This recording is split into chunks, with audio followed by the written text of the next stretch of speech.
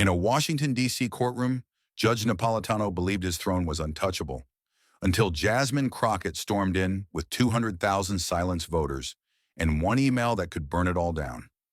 The chamber detonated as her evidence ripped whispers of corruption into a roaring inferno no gavel could contain. Two titans collided, one desperate to defend a crumbling empire, the other wielding truth like a blade under the relentless blaze of cameras. One moment shatters 50 years of power. Will Jasmine Crockett rise, or will Judge Napolitano's empire collapse? Stay with us. This is a story worth every second of your time.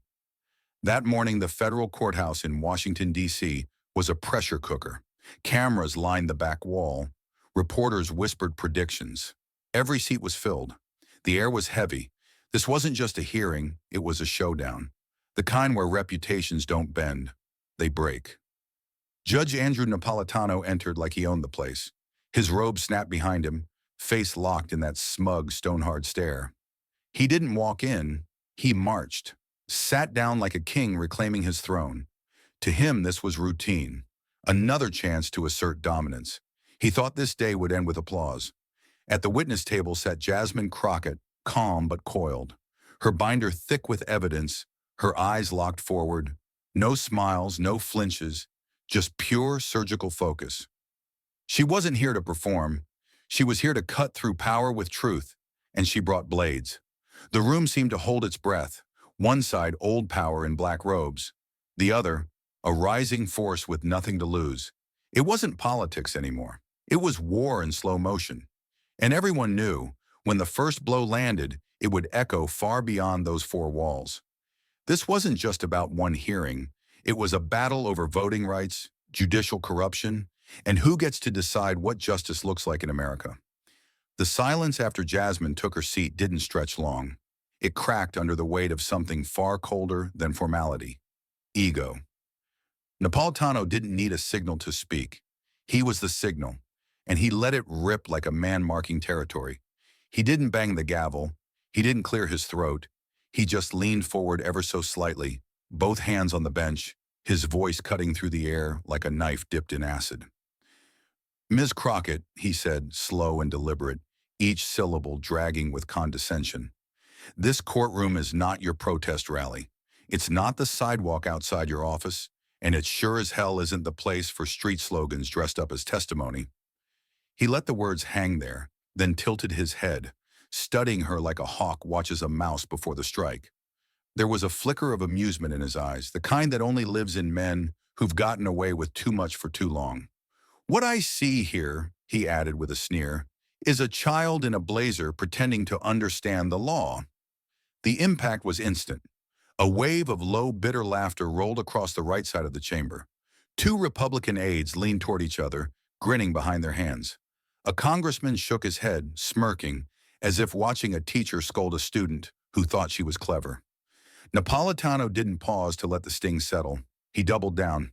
"You built your career playing civil rights hero in third-rate courtrooms," he snapped, raising his voice just enough for the microphones to catch every syllable. "But this isn't Dallas traffic court, Congresswoman, and you're not here to play martyr." It was a public undressing, strategic, brutal, and performed in full view of the nation. The kind of verbal assault wrapped in decorum that only men like Napolitano could weaponize so efficiently. It wasn't about objection or evidence. It was about dominance. He was trying to shatter her posture before she even opened her binder. But Jasmine didn't blink. She didn't flinch, didn't glance at the crowd, didn't shift in her seat. Instead, she calmly reached for her binder, thick, worn at the edges, overflowing with colored tabs and marked pages, and flipped it open with slow, surgical intent. Her hand hovered over the documents for a breath, then lowered like a pianist setting the first note. She didn't rush. She controlled the silence he had tried to steal. Then she looked up, her eyes locked on his, not with fear, not even anger, but with something more dangerous: clarity, the kind that said, "I know exactly what you're doing, and I came prepared to end it." Her voice, when it came, didn't rise. It didn't waver. It simply landed, clean, sharp, and impossible to ignore. "If the facts make you uncomfortable, Your Honor," she said, "maybe the problem isn't the facts. Maybe the problem is you. The shift was immediate. Laughter froze. Pens stopped moving. Even the court reporter lifted her fingers from the keyboard. The sound in the chamber collapsed into total stillness, like someone had vacuumed the air out of the room. Napolitano didn't reply. He didn't have to. His silence was louder than any gavel. His eyes narrowed, his jaw clenched. For the first time that morning, it was clear. Jasmine Crockett wasn't the one on trial. The courtroom had just changed shape. The fight had begun, and the first blow hadn't come from the bench. It had come from the witness table. But Jasmine didn't come to play defense. She came to strike, and her first blow had been sharpened long before she ever walked into this room. She turned a page with surgical calm and slid a chart across the table. It was color-coded, clear, and devastating. In my district alone, she began, her tone controlled but slicing. Over 200,000 registered voters were impacted by polling closures between 2020 and 2024. She wasn't reading numbers. She was naming lives. Then came the second strike, a full-scale laminated map covered in blotches of red. It didn't just look alarming. It looked infected. "These aren't dots on paper, Your Honor," she said, locking eyes with the bench. "These are families, churches, apartment buildings, whole neighborhoods wiped off the voter grid, zip code by zip code." She wasn't loud. She didn't need to be. Her voice carried weight like stone. "Of the 78 closures," she continued, 89% occurred in majority Black and Latino areas. Her finger moved across the map, dragging red trails through the most vulnerable districts in Texas. There were no objections, no interruptions, only a gathering storm. The silence in the room wasn't respect. It was calculation. Everyone sensing this was about to erupt. And then came the match. She lifted a single printed page, plain, unadorned, but blazing with a yellow highlight across its top. She held it up like evidence in a murder trial. "This," she said firmly, "is from the office of a state election official." Subject line, poll site strategy. First line reads, and I quote, "Close the stations in minority districts first." The courtroom didn't move. It locked.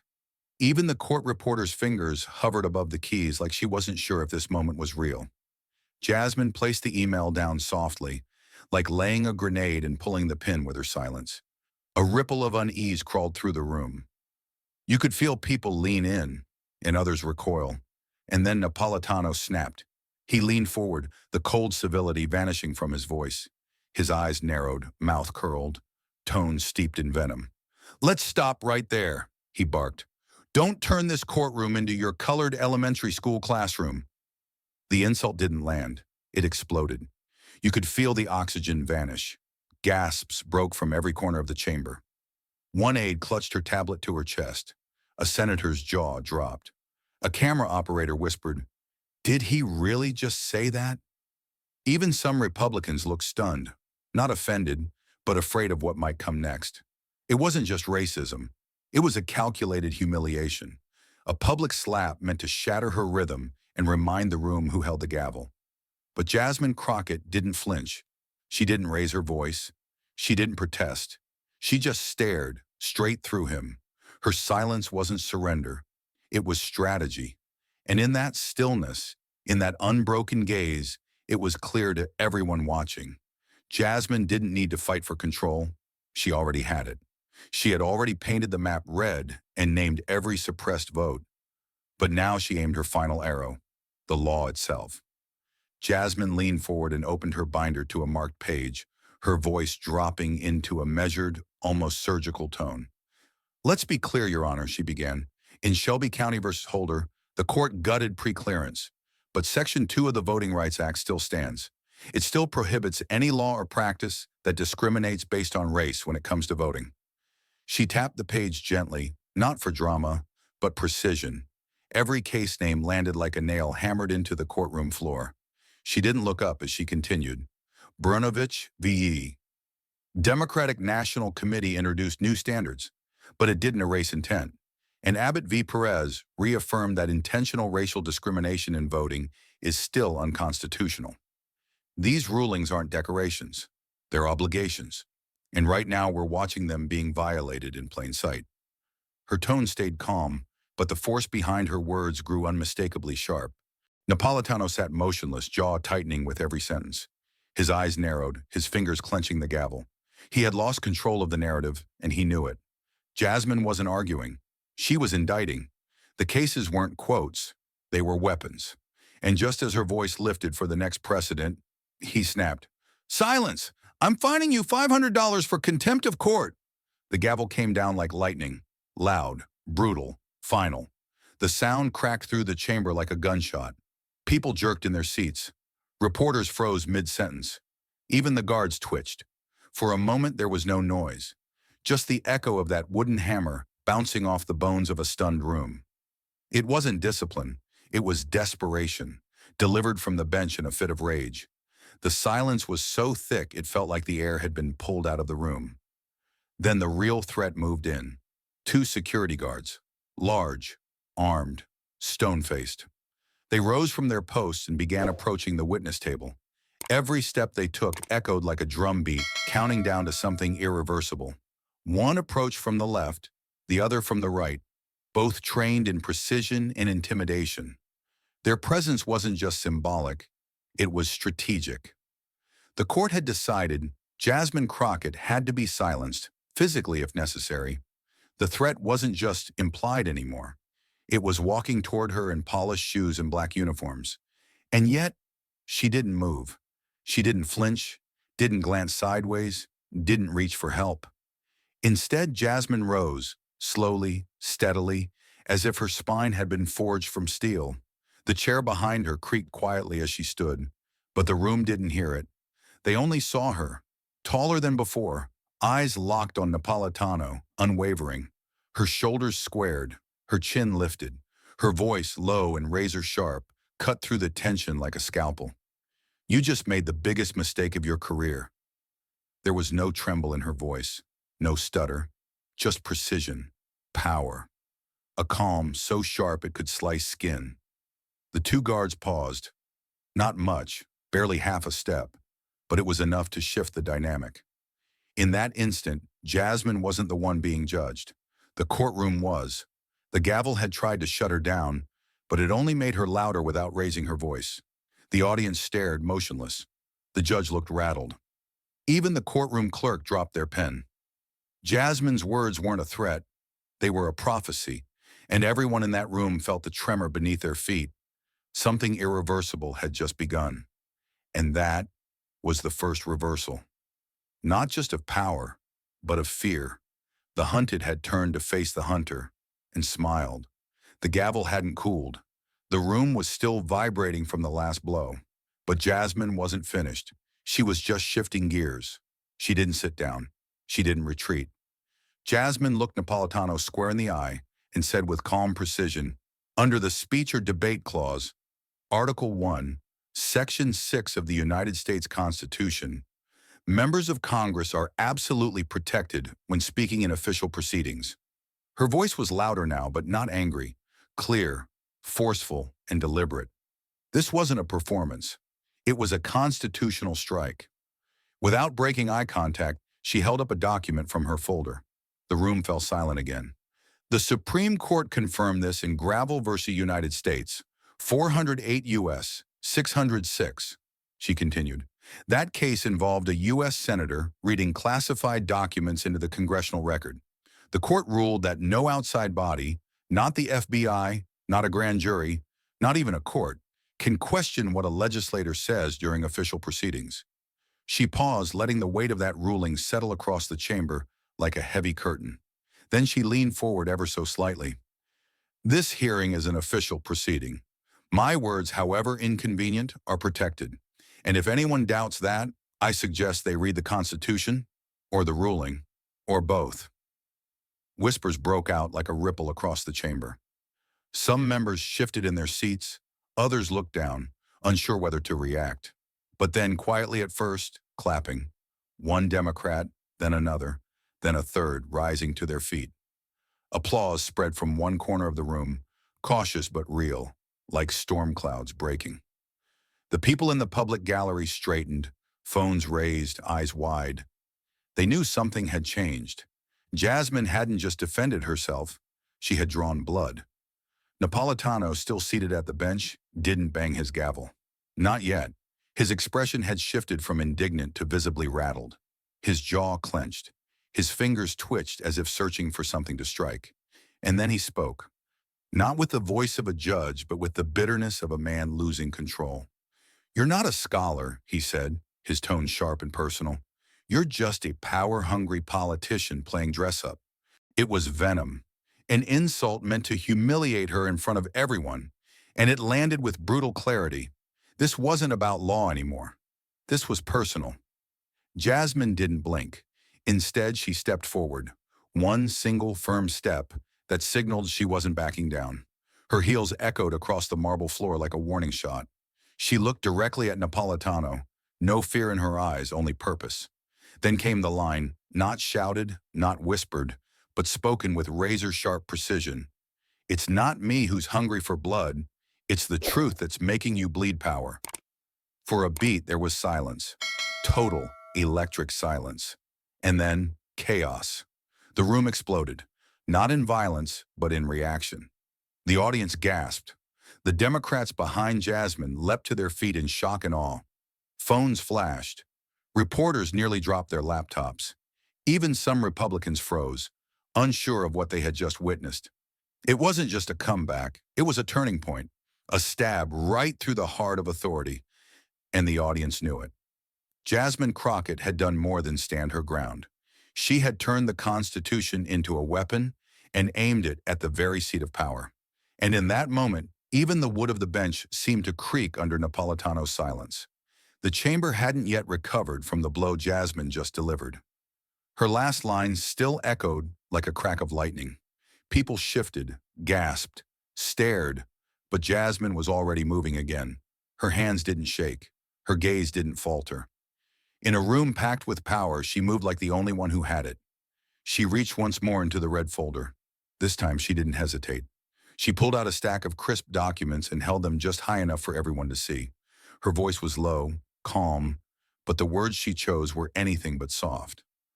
"Let's talk about your stocks." There was no warning, no let-in, just that sentence. 5 words that made the entire room stop breathing. Napolitano blinked hard. For the first time, the gavel didn't move. The usual smirk on his face was gone, replaced by a flicker of something else: uncertainty. Jasmine's eyes never left his. She stepped forward, slow and deliberate, like each movement was a verdict.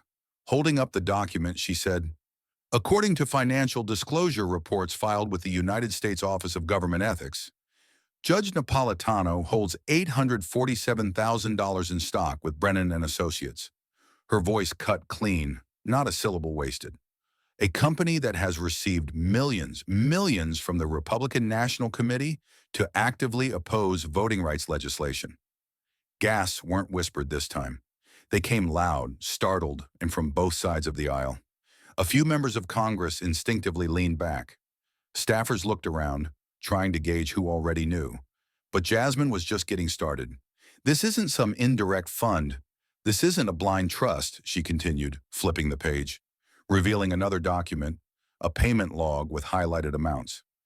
"This is direct ownership in a corporation that has lobbied against same-day registration, pushed lawsuits to purge voter rolls in minority neighborhoods, and strategized legal blocks on mail-in ballots in battleground states." Her voice now struck with the weight of accusation and fact. "You didn't just rule on voter rights. You own the company that works to destroy them." Napolitano's lips parted, but no sound emerged. His hand, always resting near the gavel, was frozen midair. The courtroom wasn't silent. It was volatile. Journalists were already texting. One dropped their pen. A Democratic congresswoman mouthed, "Oh my God." The Republicans, for once, had no rebuttal. Jasmine stepped even closer, placing one hand firmly on the wooden railing before her. Her eyes locked on his. No fear, no hesitation. "So while you sit there trying to find me, trying to humiliate me in front of the nation, you are making money, nearly $1 million, from silencing the very rights I'm defending." A slow ripple of energy surged through the audience. Even those who didn't like Jasmine couldn't deny what they were seeing. This wasn't a political moment. This was a reckoning. Napolitano had tried to position himself as judge and executioner, but Jasmine had just revealed him as a shareholder in suppression. No one said a word. Not yet, because everyone knew this wasn't just evidence. It was a turning point, and she had just pulled the trigger. Just when the oxygen was returning to the room, Jasmine did something no one expected. She paused, not because she was finished, but because she was about to deliver the kind of blow that didn't need volume. It needed precision. She straightened a single page on the desk, looked directly at Napolitano, and said quietly, "Now let's talk about what you said when you thought no one was listening." Her voice didn't rise, but the tension in the room did. All around her, the stillness tightened like a drawstring. Every eye turned, every camera locked in. Then, without any theatrics, she held up a black flash drive and handed it to the congressional technician. A screen lit up, casting a pale glow over the hearing room. The lights dimmed slightly. The air was heavy like a thunderstorm about to strike. And then, sound. A hum. A click. And suddenly, a voice filled the chamber. Not just any voice. It was Napolitano's. Calm, calculated. Caught on tape in a private meeting with the executives of Brennan and Associates, the very firm that had received millions of dollars from the Republican National Committee. What followed next dropped like a hammer. "We need to silence Crockett before she ruins the plan." Gasps, audible gasps. The room erupted like a grenade had gone off. Senators stood, yelling over one another, some demanding order, others screaming, "Forgery! Fraud! This is illegal!" The volume spiked into chaos. Several Republican members tried to drown out the recording, but the damage had already been done. No amount of noise could erase what had just been heard. Napolitano, colluding in secret, planning to silence a member of Congress. There was no spinning that. Not now. Not after those words. As the shouting rose, security officers stepped forward, forming a barrier between the dais and the audience. Some committee staffers exchanged panicked looks. One aide tried whispering something to a Republican senator who just waved him off in disbelief. Meanwhile, Jasmine didn't move. She stood like stone, letting the madness swirl around her. And when the chaos peaked, she calmly lifted her hand and gestured for silence. Slowly, almost reluctantly, the room quieted. That's when Napolitano finally spoke, or tried to. His voice was barely more than a whisper. He stammered, his face ghost white, lips trembling. "Fake. This is fabricated.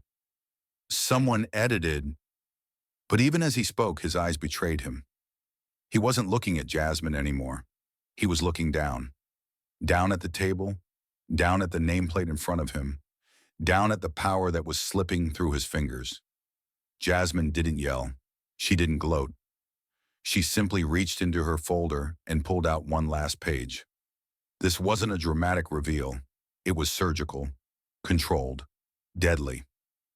"This," she said, holding the paper in full view, "is the official audio verification from the National Association of Forensic Audio Analysts."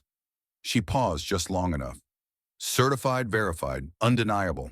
And then she handed it off, letting the stamp of authenticity speak louder than any denial. The paper bore all the markers: chain of custody, audio waveform certification, expert signatures, timestamps. It wasn't just evidence. It was a brick wall, and Napolitano had just walked into it at full speed. The room fell completely silent. Not a cough, not a shuffle, just the low hum of power collapsing. Jasmine stepped forward, just slightly, enough to command the room, but not enough to gloat. She leaned in, voice calm but ice cold, and dropped the final line like the closing gavel of a trial. "You haven't just broken ethics, sir. You sold the soul of justice for stock options and political favors." And just like that, everything stopped. There was no rebuttal, no spin, no procedural delay. Napolitano didn't lift his head. He didn't speak. His authority didn't just shrink, it disappeared. In the span of 2 minutes, the courtroom had transformed into a reckoning, and sitting at the center of it all was a man who once held the gavel, now stripped of his armor by one sentence, one voice, and one woman who refused to be silenced. The collapse of his power wasn't loud. It was complete. It didn't happen all at once. It was slow, almost painful to watch. As the final words from Jasmine's mouth hung in the air like a blade, silence carved its way through the chamber. Everyone was staring at Judge Napolitano, but he didn't move, didn't blink, didn't breathe. It was as if his entire nervous system had shut down from the shock. He sat frozen like someone who had just watched a building collapse, with himself still inside it. The color drained from his face, leaving behind a cold, ghost-like pallor. His jaw twitched slightly, as though trying to form words that refused to come. His left hand clutched the armrest, white-knuckled and shaking, while the right hovered midair, lost in the motion of denial. But there was nothing left to deny. His own voice had betrayed him. His secrets had burst into the open like floodwater, and there was no sandbag strong enough to stop what was coming. Then his lips parted, but not to argue, not to fight back. Only a tremble emerged, followed by a whisper that cracked like dry wood.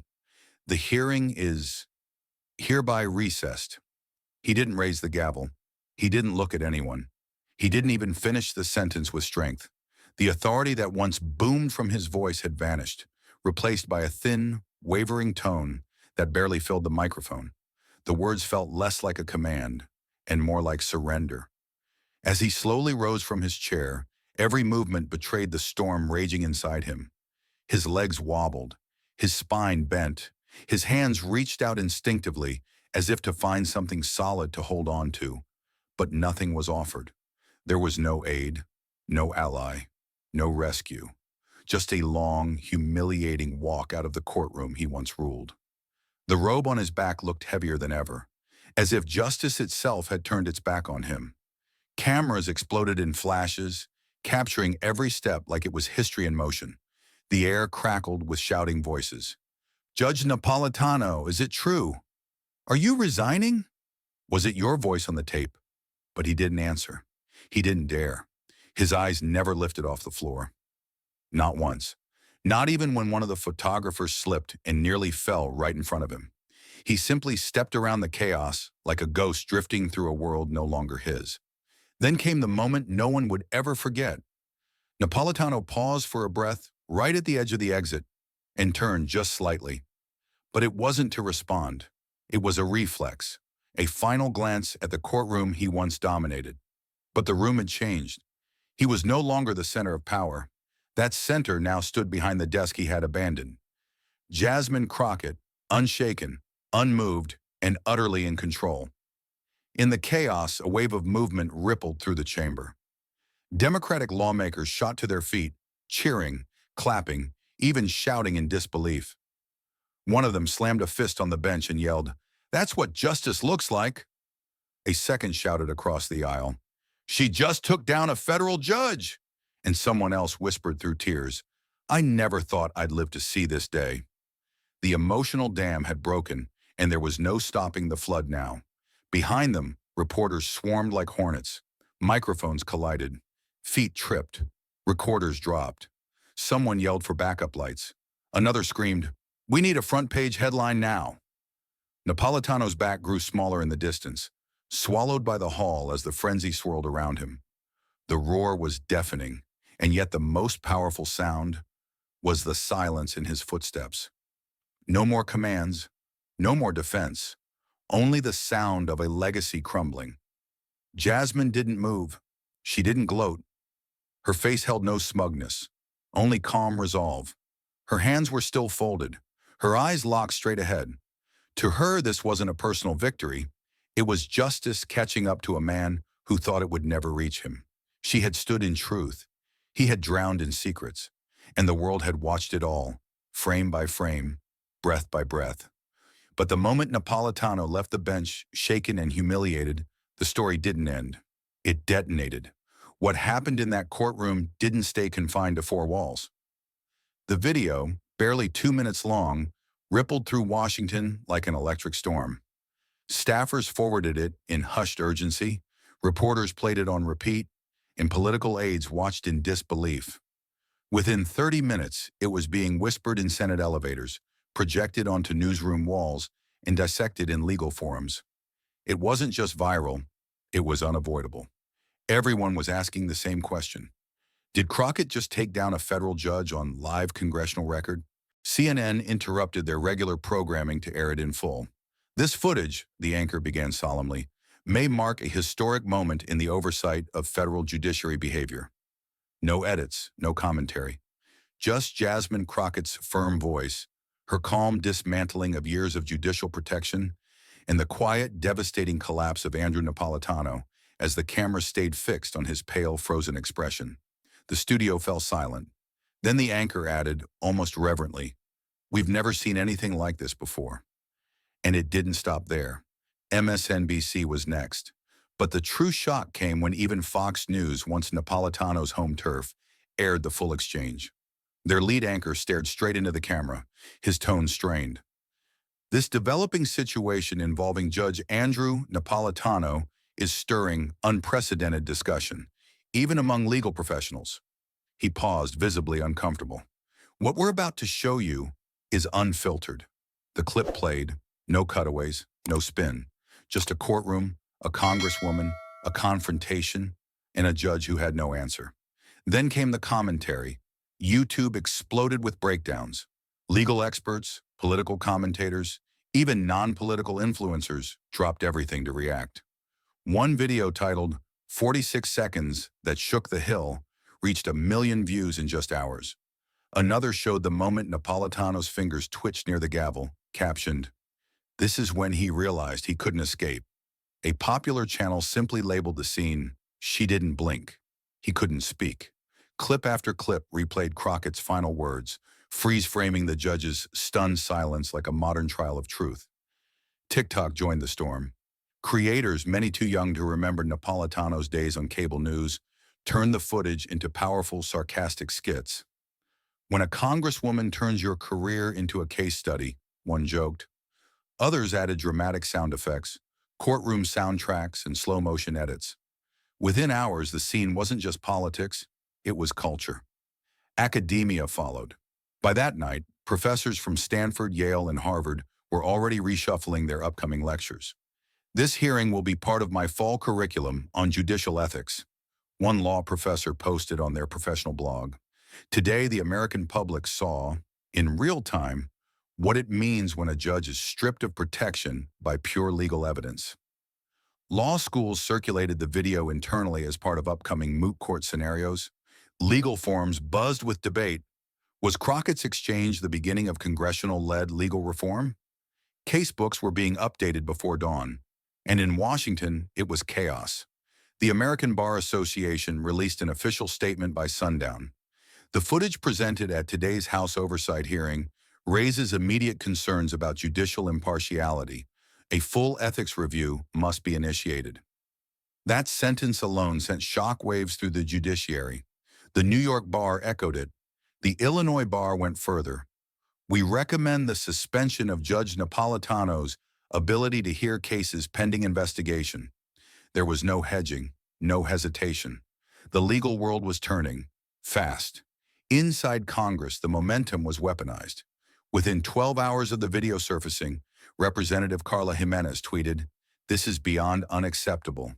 This is impeachable." The next morning, 5 senior House Democrats convened on the Capitol steps. Microphones surrounded them.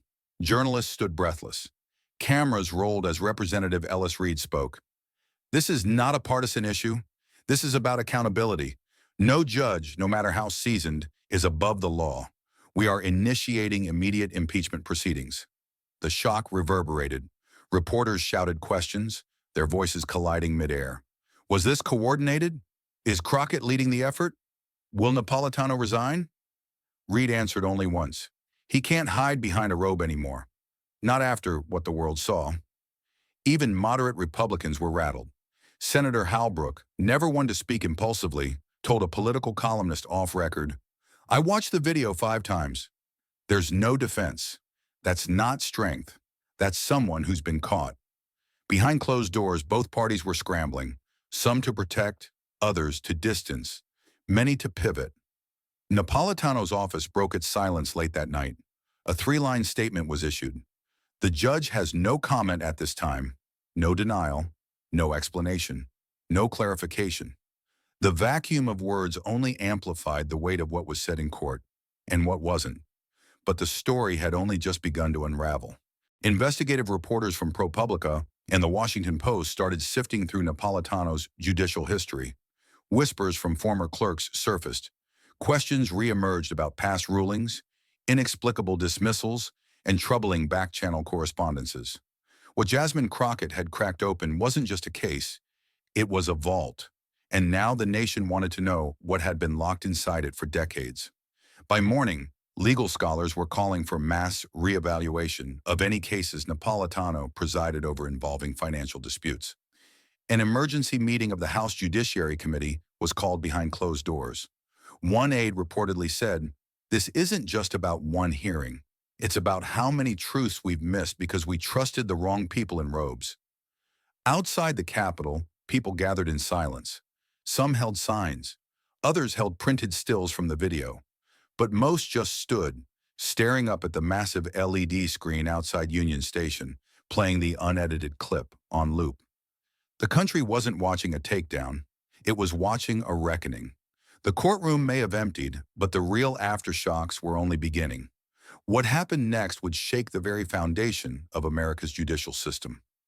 The very night after Jasmine Crockett's confrontation lit up every news screen in the country, the Judicial Ethics Committee gathered in an emergency closed-door session. It was unheard of. Normally, such bodies move at a snail's pace, dragging inquiries out for months, sometimes years. But this time was different. The evidence was too public, too raw, too undeniable. The eyes of the nation were fixed on them, and they knew hesitation would look like complicity. The vote came swiftly, almost unanimous. They would launch a special investigation into Judge Andrew Napolitano.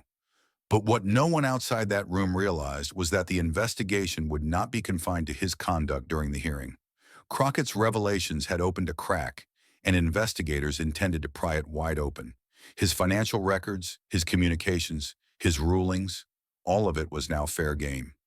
For the first time in his career, Napolitano wasn't dictating the terms of order. He was the subject of it. Dawn broke the following morning, heavy and gray, as though even the sky understood the storm brewing. At exactly 5:03 a.m., a convoy of matte black SUVs rolled through the iron gates of Napolitano's stately New Jersey home. The neighborhood was still asleep, curtains drawn, sprinklers hissing across manicured lawns. But the silence shattered when a dozen FBI agents in bulletproof vests stepped onto the driveway, armed with federal warrants. They knocked once, firmly, then twice, louder. When no answer came, the order was given. A battering ram hit the door. The wood splintered. Justice, long deferred, was forcing its way in. Inside, the operation unfolded like a military exercise. Agents swept through rooms with precision, collecting hard drives, seizing bank ledgers, boxing up decades of files. One opened a study drawer to find stacks of carefully cataloged stock reports, red-penned annotations circling certain firms. Another cracked open a private safe, extracting folders marked confidential and USB drives labeled with cryptic codes. Every item was bagged, tagged, logged. The air inside the mansion felt heavy, as if the walls themselves knew secrets were finally being stripped bare. Napolitano was not there to protest. He had slipped out hours earlier, perhaps sensing the net tightening. But his absence didn't matter. The raid was already being broadcast live by dawn, helicopters circling overhead. Neighbors peeked from behind curtains as agents hauled out boxes labeled financial disclosures and Brennan and Associates. To the watching world, it was the image of a giant, and then came the discovery that turned suspicion into undeniable evidence. In the office belonging to Napolitano's wife, agents uncovered a slim manila folder buried beneath innocuous tax files. Inside was a contract, 2 pages, typed, clean, deceptively ordinary at first glance. The header read, "Consulting Agreement. The client, Brennan and Associates. The payment, $50,000. The description, Strategic Advisory Services." But there were no attached memos, no schedules, no trace of any actual work done. Just a signature, hers. It was, in effect, a ghost contract, a payoff dressed up as paperwork. When the lead investigator cross-checked the dates against federal case logs, The revelation hit like a thunderclap. Within 3 months of that payout, Napolitano had presided over 5 separate cases involving Brennan and associates. In every single one, his rulings had tipped in their favor. The pattern wasn't just suspicious, it was damning. News broke before noon. By then, satellite trucks had already lined the street outside Napolitano's home. Reporters jostled for camera angles, narrating each cardboard box carried out by agents as if it were an artifact of history. When the ghost contract hit the wire, anchors didn't mince words. "This isn't just unethical," one analyst said on MSNBC, eyes wide. "This is bribery hiding in plain sight." CNN rolled the headline in screaming red. Napolitano's wife took $50,000 fee from firm tied to voting rights cases. Even Fox News, his old stomping ground, couldn't spin it away. Their anchors looked uneasy, some defensive, others quietly shaken. One tried to downplay it as a common consulting arrangement, but his co-host snapped back live on air. Consulting for what? For justice on sale? The awkward silence that followed was more damning than words. Inside Washington, the ripple effects spread like wildfire. The Judicial Ethics Committee expanded its probe overnight, issuing subpoenas to Brennan and associates for all contracts tied to judges or their spouses. Phone calls lit up across chambers nationwide. Secretaries whispered, clerks deleted emails, judges quietly asked assistants to review their own financial disclosures. Everyone wondered the same question: how far did the rot go? How many others had taken money under the table? The first cracks showed within days. 3 federal judges recused themselves from active cases involving Brennan and associates. One released a curt statement: "To avoid even the appearance of impropriety, I am stepping aside." Another admitted privately, "I can't afford to be next." And then there were those who simply went silent, hoping the storm might pass over them. But the storm was growing, and silence now looked like guilt. The American public, watching this play out in real time, was stunned into outrage. Cable news ran split screens, one side showing FBI agents wheeling boxes out of Napolitano's home, the other replaying Jasmine Crockett's voice thundering across the courtroom. Commentators stopped sparring and started asking urgent questions. How deep does this corruption run? How many rulings have been bought? If one judge could be compromised, how can we trust any of them? The New York Times ran a front-page editorial that cut through the noise with surgical precision. Justice is on sale, and America just found the receipt.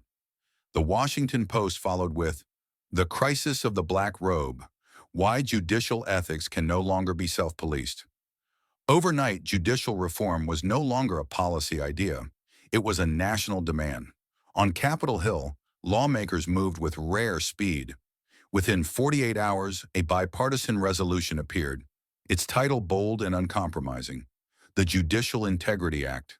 The bill proposed real-time financial disclosures for all federal judges, mandatory recusals tied to spousal income, and independent oversight bodies with teeth sharp enough to bite. It wasn't a half measure. It was a declaration of war on the hidden networks that had shielded the judiciary for decades. Even bitter rivals found common ground. "This is bigger than party," one senator said at a press conference. "If the people lose faith in the courts, we lose the republic itself." Another, normally a partisan warrior, put it more bluntly: "Napolitano is finished. But if we stop at him, we've failed. We have to torch the rot, root, and branch." Beyond politics, the scandal had become cultural. Law schools across the nation immediately integrated the case into their syllabi. Professors reshuffled lectures to analyze it in real time. In packed auditoriums, they projected the video of Crockett standing tall against Napolitano, then paired it with the image of FBI agents hauling evidence into the daylight. Students gasped, debated, scribbled furious notes. One professor summed it up in a single sentence: "You are watching the line between power and accountability, and for once, accountability is winning." Bar associations from coast to coast weighed in. Statements poured out, calling for investigations, stricter ethics codes, criminal referrals. Some even demanded Napolitano's immediate impeachment, insisting that resignation was no longer enough. The American Bar Association, normally cautious, issued a statement that landed like a hammer. "The judiciary cannot police itself. Independent oversight is no longer optional. It is necessary for the survival of public trust. And still the scandal deepened. Every new headline chipped further at the image of Napolitano as the unshakable legal titan. Each revelation dragged him lower. The ghost consulting fee, the pattern of favorable rulings, whispers of undisclosed dinners with Brennan partners at private clubs in D.C. The FBI's probe widened, now scouring not only his finances, but also his communications. Leaked reports suggested encrypted emails had already been intercepted, hinting at a conspiracy wider than anyone dared admit aloud. For ordinary Americans watching from their living rooms, it felt less like a scandal and more like a slow-motion implosion of trust. Parents explained it to their kids. This is why fairness matters. Civics teachers rewrote lesson plans. Here is what corruption looks like when it hides behind a robe. Social media pulsed with fury, hashtags exploding across platforms. Memes mocked him mercilessly, but beneath the humor lay something raw. Anger, betrayal, and a collective demand for reckoning. And through it all, Jasmine Crockett's voice lingered. Every time the video replayed, the slam of the gavel, his contempt fine, her cold, fearless reply, audiences remembered where the dominoes had started to fall. She hadn't just argued, she had detonated. And now each FBI raid, each subpoena, each congressional resolution looked like aftershocks of the earthquake she triggered. The story was no longer about Napolitano's arrogance in the courtroom. It was about how one woman, armed only with evidence and courage, had ripped the mask off a system rotten to its core. And now that system was collapsing in plain sight. The raids, the subpoenas, the headlines. Those were the tremors. What came next was the quake that reshaped careers, classrooms, and the country's idea of courage. Harvard wrote first. The email was short, formal, and impossible to misread. A keynote invitation for the opening of its constitutional law forum, with a request for a closed seminar afterward for faculty and upper-year students. Yale replied within hours, asking her to lead a case method workshop on institutional ethics. No cameras, all candor. Stanford called that evening, offering a packed auditorium and live broadcast to alumni worldwide. The three invites didn't feel like handshakes. They felt like a baton being passed from the comfortable past to a relentless future. Jasmine took a breath, looked at her calendar, and said, yes, all three. At Harvard, they queued in the snow, students clutching case books, alumni gripping folded newspapers, professors exchanging low, excited whispers. The auditorium doors swung open to a packed house. The kind of crowd that doesn't cough, doesn't fidget, doesn't blink when history walks in. Jasmine stepped onto the stage without a script, carrying only a thin file and the gravity of what she had done. She spoke about the mechanics of power, not as a theory but as a routine, a habit, a daily ritual of looking the other way until someone refuses. Her voice wasn't loud. It didn't need to be. The silence leaned forward to hear every word. She placed the law where it belonged, on the table, sharp and unafraid. She broke down conflicts of interest the way a surgeon explains arteries, with a steadiness that made fear look amateur. She traced how small exceptions metastasize into unspoken rules, and how tradition becomes the graveyard where accountability is buried. A professor in the second row, white-haired and famously ruthless with his questions, set down his pen and just watched. By the time she finished the first session, the room had shifted, less impressed than conscripted. She hadn't asked for applause. She had drafted an army. Yale wanted anatomy, so she gave them x-rays. In a wood-paneled hall lined with portraits of people who never imagined her in their future, she flattened complicated doctrine into plain reality. Money moves like water, and law follows the channels carved by money unless someone dams it with facts. She projected redacted memos and traced the outline of silence baked into procedure. She showed how oversight dies, not in public battles, but in private winks. When she paused, you could hear the creak of old frameworks straining under new weight. The faculty didn't push back. They wrote faster. At Stanford, the stage lights felt warmer, the questions more technical, the ambition of the crowd almost electric. Engineers and law students sat shoulder to shoulder, sketching ideas for digital disclosure systems and machine-audited conflicts. Jasmine stepped into their energy and turned it toward the same North Star, transparency backed by teeth. Sunlight without enforcement is theater, she said, and the front row nodded like they'd just been given a blueprint. Adine asked carefully if she feared the backlash. I fear the silence more, she answered. The applause that followed sounded less like clapping and more like a promise. Outside the campuses, the press crowned her with a name that stuck. The woman who made the whole system bow. It wasn't a compliment. It was a verdict. Newspapers printed stills of her in the hearing room, eyes steady, mouth unshaken, a human fact standing across from a collapsing career.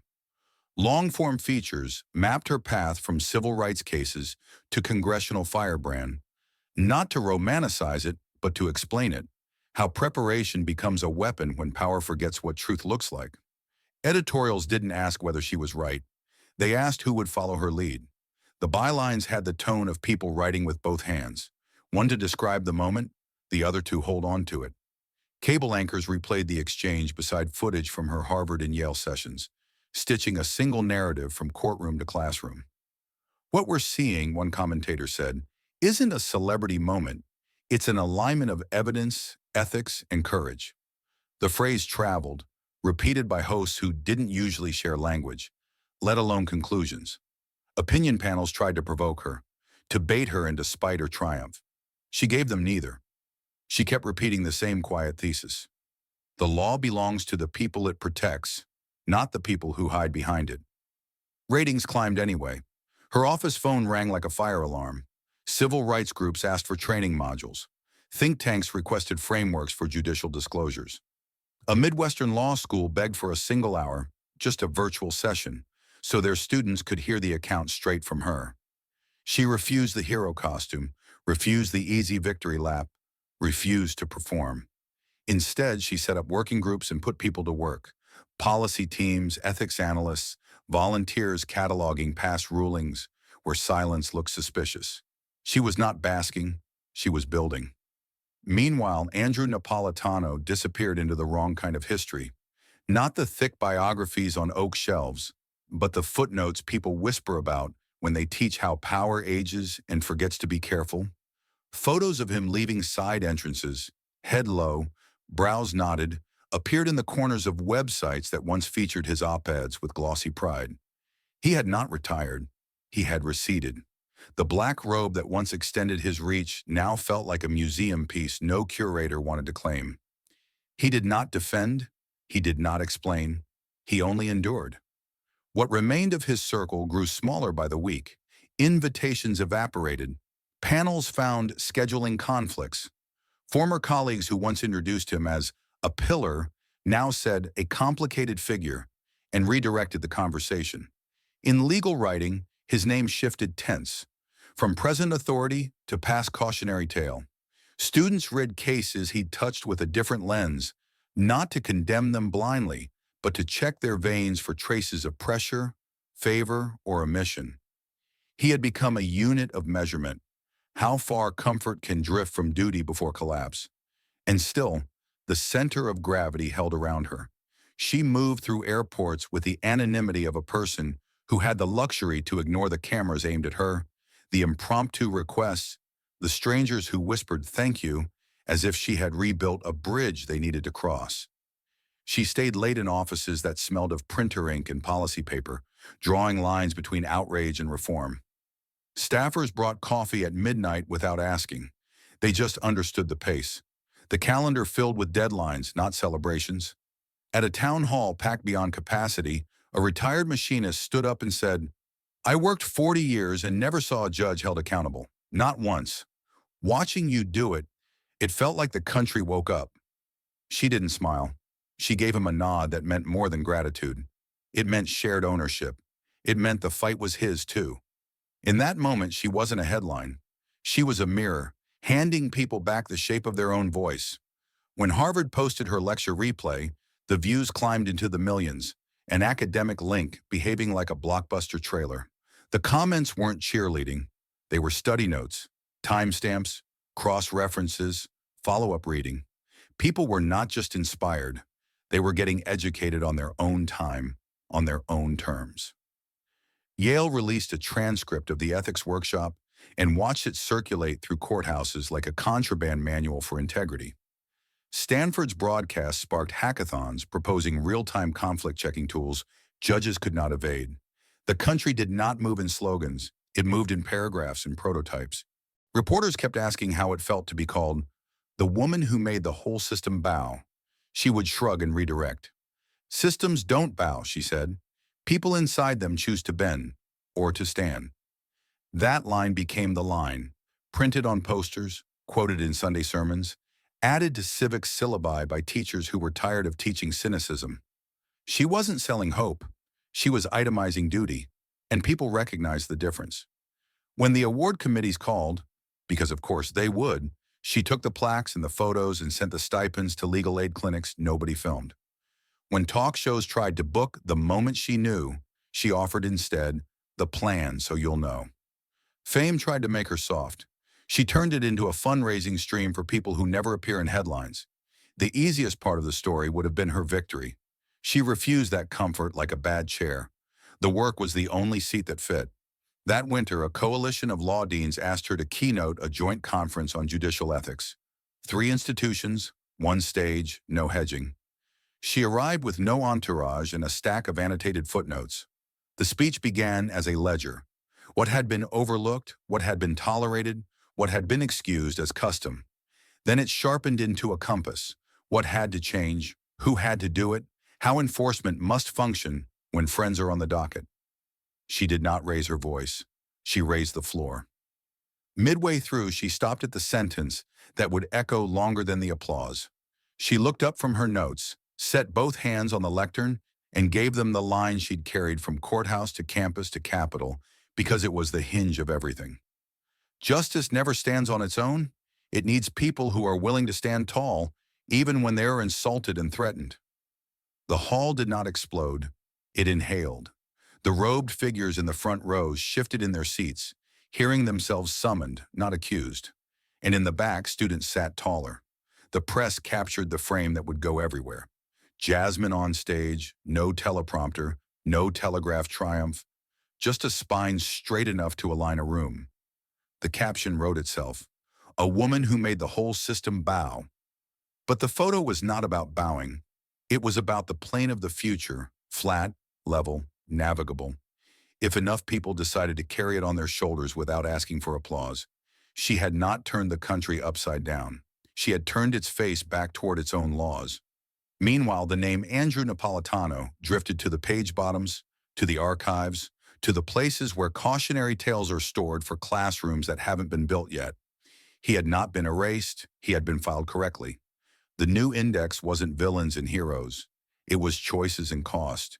He had chosen silence until silence charged interest. She had chosen truth until truth accrued power. That arithmetic taught itself, even to people who hated math. The final scene didn't belong to microphones, awards, or thunderous crowds. It happened outside a courthouse where the stone steps feel older than the country, and the flag sometimes looks tired from all the history it has had to hold. The doors open.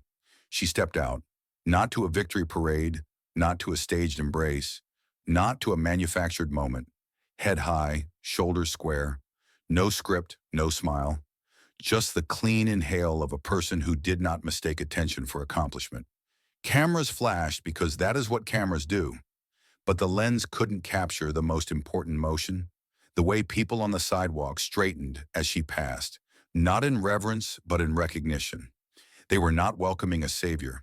They were acknowledging a standard. She walked to the curb, nodded to a woman who whispered, "Thank you," and kept going. No motorcade, no music, just footsteps that sounded like a metronome for a better rhythm. A boy in a school uniform pointed and asked his father who she was. The man answered without looking at his phone, as if the definition lived in the space between them. "Someone who stood up," he said. The boy nodded like that was enough, because it was. He would not remember every headline, every bill, every courtroom detail. He would remember posture, and posture is how history learns to walk. As the sun slid behind the courthouse columns, long shadows crossed the steps, where so many people had once stood small or left smaller. She didn't. She kept her height. The day was not louder because of her. It was clearer. The story did not end with a roar. It settled with a direction. Jasmine Crockett left the building the same way she had entered the fight, upright, unafraid, and unmistakably part of a generation that does not ask power for permission to tell the truth. The door closed behind her. The echo traveled, and for a long time after, the stone held a trace of her stride, like a reminder carved not in letters, but in the air itself. This is how far one person can move a system when she refuses to bow. The door closed behind her, the echo fading into marble and silence. But the lesson she left behind didn't vanish. It grew louder, chasing everyone who watched and asking one question: what will you do now? The first lesson is simple. Courage is not an accident. It is not fireworks or fate. It is a choice repeated so many times it becomes a rhythm in your bones. In that courtroom, Jasmine showed that courage doesn't wait for applause. It waits for silence, and then it breaks it. If you carry nothing else from this story, carry this. Justice does not walk unless someone pushes it forward with their own 2 feet. The second lesson cuts sharper. Corruption is not loud. It rarely kicks down doors. It whispers in dinners, hides in consulting fees, pretends to be custom. It slides under the radar until silence makes it normal. That is how power decays, not in one dramatic fall, but in 1,000 excuses. The cure is daylight. Ask for the records. Follow the money. Drag whispers into the open until the people who whispered them can't look anyone in the eye. The third lesson is practical. Law is not a fortress. It is a toolbox. It belongs to citizens who know how to use it, not judges who hide behind it. That means knowing your state's voting rules. It means checking your registration again and again. It means voting in the elections no one talks about. Judicial retention, county clerks, attorneys general, because those quiet offices guard the loudest rights. It means showing up in a courtroom once in a while, sitting in the back row, and reminding power it is being watched. Justice is a contact sport. If you are not on the field, you are not playing. So the call to action: stop waiting for heroes. Heroes are sparks, not systems. Systems are built by citizens who refuse to be tired. Register, re-register. Teach your kids why civic duty is not a class, but a muscle. Show them that bravery isn't capes. It is someone raising their hand and saying, "That's not right." Small voices multiply into a roar that even marble walls can't hold back. If you are a lawyer, treat ethics not as a lecture, but as oxygen. Write down your conflicts. Recuse before anyone asks. If you are a clerk, a staffer, a witness, remember that whistleblowers do not destroy institutions, they clean them. If you are a professor, put this case on your syllabus, not as gossip, but as anatomy. Let students dissect what happens when silence becomes complicity. If you are just a neighbor, you still have work. Organize a court-watching group. Adopt one docket. Take notes. Invite high schoolers to sit in the back row with you so they see justice as something alive, not abstract. Use your social media to share transcripts, documents, receipts, not just memes. Truth travels faster when you feed it facts instead of slogans. And do not underestimate the cost. Courage gets mocked. People will call you naive, attention-seeking, even dangerous. They will insult you to shrink you. Expect it. Wear it. It means you are hitting the right nerve. The insult is proof the silence has been broken.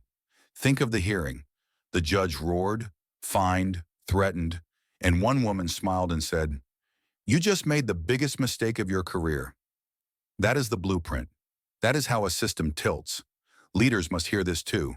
Transparency delayed is trust denied. Publish calendars. Publish who paid for the steak dinners. Publish meetings before someone else leaks them. Custom is just another name for cover. If you are clean, light will prove it. If you are not, light will find you anyway. And for all of us. Remember, justice is heavy. Too heavy for one person. That is why it must be carried together.